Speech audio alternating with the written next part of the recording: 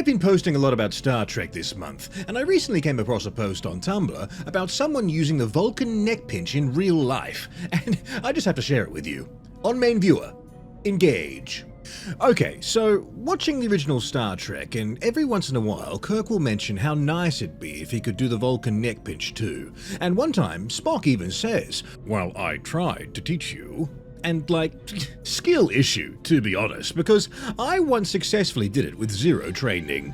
So when I was a teenager, I'd often walk to my friend's house and hang out there after school, and she had a younger brother.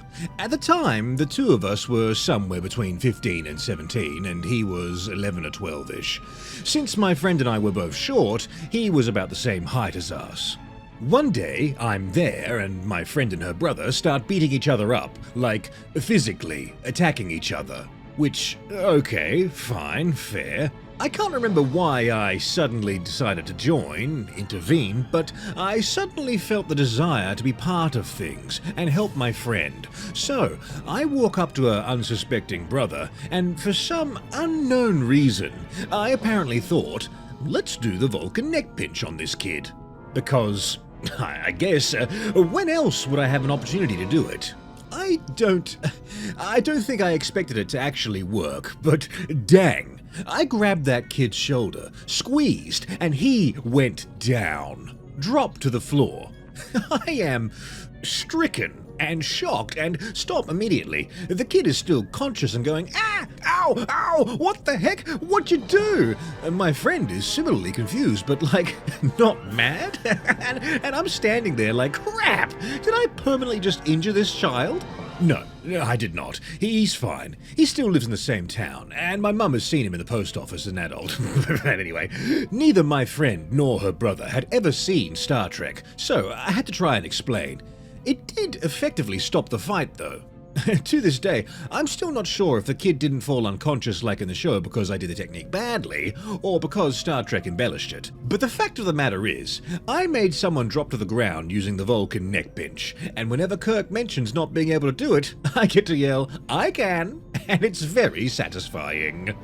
Now that is something I really miss, just being young and having this slight mystical thinking about you, because I have a story. When I was in grade 3, I was about 9 or something, I was completely convinced that I was this mystical fighting blade master person, and I was taking on students and pupils from other people in my class, and there was these two twins that were my rivals at the time. They ended up being lovely guys, actually.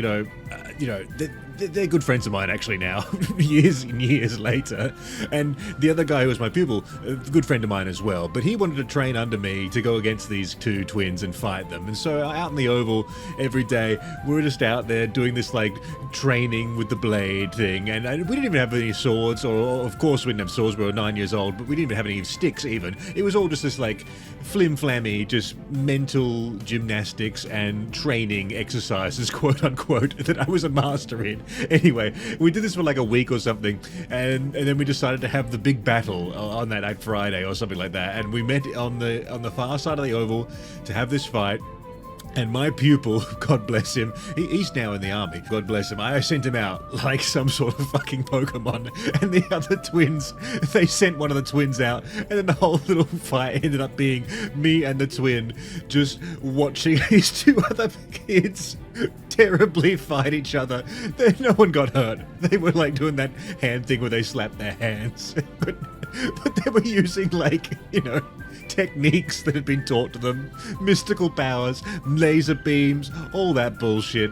Nothing happened. The bell rang. We went back to class.